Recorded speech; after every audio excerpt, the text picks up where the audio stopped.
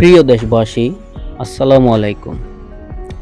আগামীকাল হতে বাংলাদেশে ত্রয়োদশ জাতীয় সংসদ নির্বাচন উপলক্ষে হোয়াটসঅ্যাপ এবং ফোন কলে নতুন যোগাযোগের নিয়ম কার্যকর করা হবে।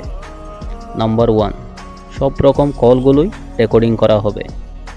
নাম্বার 2, সমস্ত কল রেকর্ডিং সরকারের ফাইলে সংরক্ষণ করা হবে।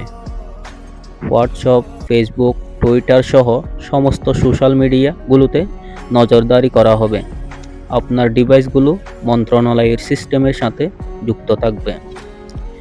এমনকি বর্তমান রাজনীতি এবং সরকারের বিরুদ্ধে যায় এমন কোনো পোস্ট শেয়ার হতে বিরত থাকবেন।